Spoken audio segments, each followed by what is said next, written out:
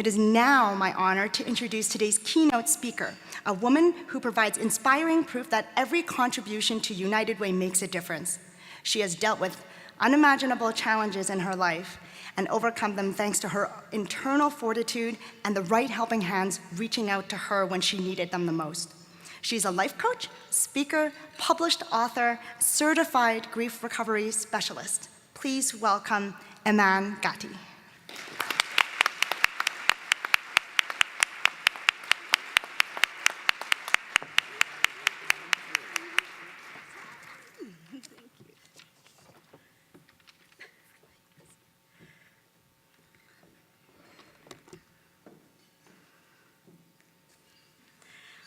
Wow, all right. Thank you so much for the warm welcome. What an incredible honor it is to be here today. I am blown away by the amount of kindness and generosity and courage in this room. My name is Iman Gatti, and I truly have not been able to wipe the smile off my face since I got here. Standing up here in front of you is by far one of my favorite things to do in the whole world. Something inside of my soul lights up every time I stand in front of a crowd and a sea of eyes and hearts look back at me. Let me take you back to when I was 8 years old. Christmas was coming, and all I could dream of was having my very own microphone. I was obsessed with getting a microphone. Just thinking about it sent electricity through my bones, and I came alive imagining all of the magic I could create if only I had my very own. On Christmas morning, I could hardly contain myself. I ripped the wrapping off of my gifts and nearly passed out when I saw my very own brand spanking new, bright-ass yellow Fisher-Price microphone. My heart skipped a beat. I squealed and turned it on and tapped it and said, "Hello, hello," repeatedly until I was certain that I could hear my voice amplified. I don't remember a single other gift that year because nothing else mattered to me. I couldn't wait to be alone with my microphone and speak into the world all of my heart's desires. Let me take you back 2 years prior to that, receiving my beloved microphone, when I was 6 years old. I was kind of a shy and timid girl, and I was the youngest of 3, and the only girl in a Muslim Arab family meant that I was spoiled rotten, but not really allowed to do anything. So I clung to my mother. She was this stoic, exotic beauty who had a passion for taking care of her family and loved being a stay-at-home mom. She and I were inseparable. I was her little shadow. She tamed my afro by wrapping each curl around her finger for nearly an hour every day. She sewed my clothes and let me lick the egg beaters when she baked. She was my example of pure love. She took great care in dressing me and made sure that my dress was perfectly pressed and that I always had brand new stockings on. The truth is, I ruined them every time I wore them, so I kind of had to have brand new stockings. I was no graceful ballerina. I was more like a tiny bull who liked to wear tutus. But no matter what, my mother welcomed me into her arms, ever loving, ever forgiving, and ever my biggest fan. She was the exact opposite of my father. My father was a chef who worked away a lot. When he was home, the house was different. My brothers and I had to be less like children and more like pets, obedient, adoring, and quiet. He was stern and serious and demanded to be the king of his castle. We were terrified of him and didn't dare test his temper. But regardless of his faults, I was his little princess, and he was this magnificent and powerful hero whom I adored and feared at the same time. After several nights where my father came home a little later than he was meant to or made yet another excuse for why he had to be away from us, Even though he had just gotten home from work, my mother grew wise to his infidelity. Although she didn't speak English well, and she certainly didn't have a way to support us financially, she summoned the courage to tell my father to leave. She told him that she would not tolerate his cheating, and that if he wanted to act that way, that he could get his own place. She made it clear that she wasn't punishing him, but that she wouldn't allow herself to be with someone who didn't respect her or the family. He slowly moved out, and although we loved him dearly, we were all a little relieved to have him gone. My mother said that he could keep his key and visit his children anytime he liked, and he did. He would pick up my brothers from activities or stop by and bring me gifts. He showed me magic tricks and gave me money for my piggy bank. Sometimes he would stop by in the middle of the night and help himself to food and drink and just leave his dishes on the table for my mother to clean in the morning. It was such a contrast to our otherwise spotless house when we would see the table covered in dirty dishes and food left out from the night before. My mother wouldn't comment or bat an eyelash. She'd quickly pile the dishes into the sink and ask me what I wanted for breakfast. 2 months before my 7th birthday, in late June, I was sleeping next to my mother, as I so often did once my father moved out. It was one of those super bright summer nights where the room never quite gets dark. The light turned on, and I sat up in bed and squinted my eyes. "Daddy," I exclaimed excitedly as I saw my father standing in the doorway to our room. He quickly shushed me and turned off the lights, and I covered my mouth with my hands, realizing that I'd almost woken my mother. My eyes adjusted to the dark again, and I scooched closer to my mom, thinking that my father was coming to bed. I looked over to my father and saw something glimmer in his hands. I realized he was holding a butcher's knife, seconds before he raised it over my mother and repeatedly stabbed her. I sat beside her, frozen in shock.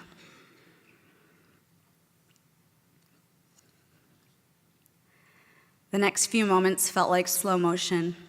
As adrenaline took over my body, my brain couldn't quite keep up with what my eyes had seen. Sirens, lights, neighbors awake and in the streets. That chaos would follow me around for decades. My father was sentenced to life in prison, and I, newly orphaned, was sent to live in foster care. I lost my family, my culture, my safety, and myself. I would spend the next 12 years bouncing from home to home, school to school, and getting further and further away from who I was. I could never really understand why I was destined for such tragedy. And I missed my mother so much that it crippled me. I remember being so afraid to forget her that I would stare at myself in the bathroom mirror every day and repeat every beautiful thing she had ever said to me. Looking into mirrors became my ritual and my way of being close to her, even though I knew she was gone. I would search for her face in my reflection and speak into the glass all of the wonder and beauty that she always spoke to me. I remember how she would always ask me what I wanted to be when I grew up, and I would say whatever I felt most inspired by that day: a dancer, a model, a princess. It didn't matter what I said. She would always have the exact same answer. "I bet you will be the most beautiful dancer, the best model, and a fabulous princess, because you can be whatever you want to, Iman."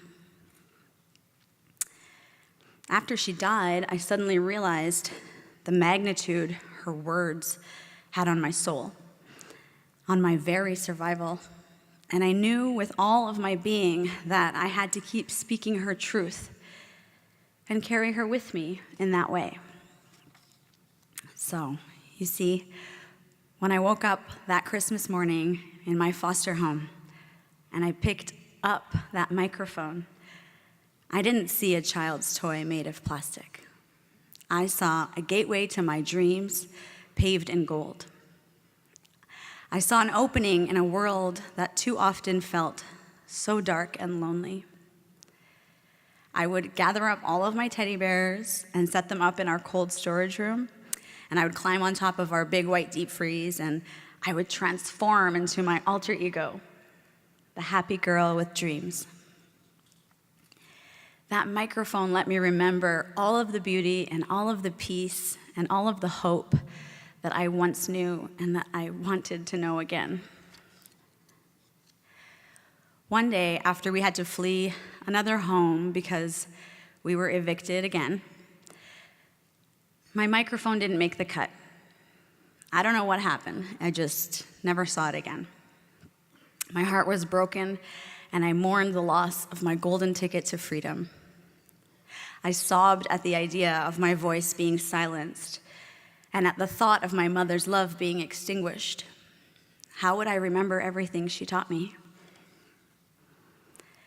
I knew I couldn't let her fade away from my memory. She was the only hope I had in a terrible world that I found myself in. Her words were keeping me alive, so I decided to make anything a microphone. Hairbrushes, old curling irons, my Barbie, a fork. It didn't matter what I used because whatever I held in my hand transported me to a place of love and everlasting peace. My new reality was a far cry from what I had with my mother. The foster family that I lived with the longest were the most terrible. Because my guardians were addicted to drugs and alcohol, I was suddenly surrounded by drug dealers and crackheads, prostitutes, and children covered in filth, wearing diapers that were always way too full. Both the husband and the wife suffered from severe mental illness, and the top of our fridge was covered in bottles and bottles of pills. Unfortunately, the inside of the fridge was not nearly as crowded. We barely had any food, and we depended on the food bank and welfare to provide for us. That Christmas with my microphone would be the last time I remembered getting anything that I had wished for in my letter to Santa. It seemed that after that year, he forgot me. My guardians got sicker and sicker and took care of themselves less and less. We would decorate the tree only for it to stand empty throughout the holidays. I began to hate Christmas. They always remembered to get cigarettes and beer and drugs, but they seemed to never make it to the grocery store. Our cupboards were so bare that there would literally be nothing in them. As social workers began to visit more often, my guardians decided to fill the cupboards with empty boxes so that it looked like we had groceries. Whenever my caseworker would ask why the fridge was bare, my foster mom would feign embarrassment and say that she was just heading to Safeway when they stopped in. Those lies angered me as I had become so weary of opening the fridge, only to see the lonely box of baking soda that would stare back at me. The pains I felt in my stomach kept me awake at night and served as a constant reminder that I was not like the other girls at school. My main mission every morning was to befriend this girl at school who went home for lunch. It was my only hope in having a meal. Girls who went home for lunch got warm, gooey, grilled cheese sandwiches with Velveeta cheese and hot soup. Their mothers never seemed to mind if they brought me over. Finding my lunch became my mission. Nothing else mattered, and I certainly couldn't concentrate on anything else as my obsession for my next meal took over any capacity I had to digest my studies. It became very easy for me to spot the girls who went home for lunch. They dressed well, often had unique homemade clothes and shiny shoes. Their hair would be perfectly in place, and there was just something about them that seemed cared for, as though they were cherished. They reminded me of when I was 6 and my mother took that much care of me. They reeked of love, and I learned to smell that scent anywhere. Being an orphan is a really good education in being a performer of sorts. You see, when you move from home to home and school to school, you never know just what you're getting yourself into. Every house has different parents and rules and different customs. You have to learn very quickly to mimic everything that the new family does so that they fall in love with you and never want to abandon you. Unfortunately, most foster parents know how badly you want to stay and will push your limits to see just what you'll let them get away with. This usually meant more chores, more beatings, and more neglect. Every day seemed like a new deal with the devil, as I had to choose between varying levels of abuse or starting all over again. While other girls my age dreamed of college and boys and what they would wear to the school dance, I was memorizing how people spoke, the things they liked and disliked, and how I could possibly be so needed, so loved, and so indispensable that no one would ever give up on me. I know I have painted quite the desolate picture of my childhood, and truthfully, it's a lifetime that I never wish to live again. But there are some moments that stand out as the most hopeful and glorious. Sprinkled throughout my memories are days when I felt like the luckiest girl in the world. You see, every now and then, when my guardians would come home carrying boxes of overflowing with food, there were no grocery bags, so I recognized that the assorted food in these boxes must have come from the same place each time. My foster mom would jokingly tell me that they came from nice strangers on the street. I didn't care where they came from. I only knew that my entire body lit up with excitement. In fact, on these momentous occasions, everyone in our house was a little more joyful. It was my job to unpack everything and place it in the cupboards. I learned to take my time and truly admire each and every box. There was never two of the same. I would read every label and place each box carefully in the cupboard just so. My heart would race as I would see cookies and treats that I'd so often admired from across lunch tables for years. The chewy, chocolate-covered goodness of a dad's cookie or the sweet and tangy stickiness of a fruit roll-up somehow held magic in them. It might be the only time that year that I would taste such delights, and I would relish in them by taking the tiniest of bites, or, when my age got the best of me, shoving them all in my mouth. Either way, I felt rich. I felt like everyone else, and that's all I ever wanted. I often wondered who this stranger was that filled these boxes and gave them to us. How did they know we were poor? How did they know I loved those cookies? How did they know how often I prayed for the cupboards to fill up? My 12-year-old brain would come up with all kinds of scenarios of who this mystery person was, but I never really knew. Maybe it was better that way because whoever it was would never have to see the shame in my eyes at needing them at all. Well, after a lifetime of wondering who those kind and generous souls were that took the time to give to people like me, I find myself standing in a room surrounded by you, the generous and selfless souls who, day in and out, dig deep into your pockets, however big or small, to make sure that your neighbors and your children's friends don't go hungry. People like you who understand that it isn't just about wondering why there are girls like me in the world, but recognizing that there are, and knowing deeply that far more important than knowing why is making sure that you do what you can so that those little girls and boys feel seen and loved and nourished.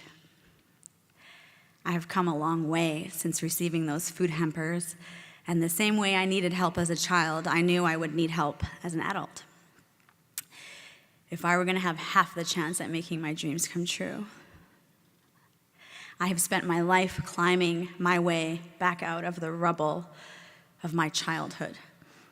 I have spent countless years investing in every therapy and counseling and educating myself so that I could one day be fortunate enough to be looking out at all of you. It was worth everything I have had to give up so that today I can give back what I wish I had as a kid. My coaching practice, my speaking, my book. This journey has taken so much, but also given me everything I've ever wanted. Now, I have seen a lot of things in my life, horrible things and magnificent things. But the most phenomenal, captivating, and mesmerizing thing I have ever witnessed is the triumph of the human spirit, of the look in someone's eyes when they discover that they are powerful beyond measure. And that is how I see each and every one of you. Powerful, heroic, necessary. I needed you so much in this life. And you showed up for me. You showed up for me when you didn't even know who I was. You showed up when my life was at its darkest, and even though you couldn't see it, you brought me so much light. And as I look around me now, that light is all I see. Hundreds of lighthouses preparing to do what they do best: provide peace and hope in the darkest of nights. This work is often thankless, and in fact, you may never, ever get to truly understand how important you are. But I urge you to really take a good look at me and remember this moment. I am standing here because of the kindness and generosity of people just like you, people who allowed me to believe in something better than what I was given in this life. People who tirelessly provide and show up and act in service to those not nearly as fortunate as them. You are those people. And for every little boy or girl or mother or father who has been filled with shame and hunger, I thank you on behalf of us all. Thank you for believing that I deserved more when I was too weak to believe in myself. Thank you for your generosity and kindness and for giving me the greatest gift I could ever receive: hope. The hope for something better. With that hope, I have built a life that I am wildly in love with. A ridiculously happy and joyful life that allows me to give back to everyone whom I see so much of my younger self in. As we kick off this campaign year, many of you are going to wonder if you make a difference, and to whom. What does your service and your generosity and your love look like? I'm here to tell you that it looks like me. Thank you for everything. Now let's show our incredible city what we're made out of. Thank you.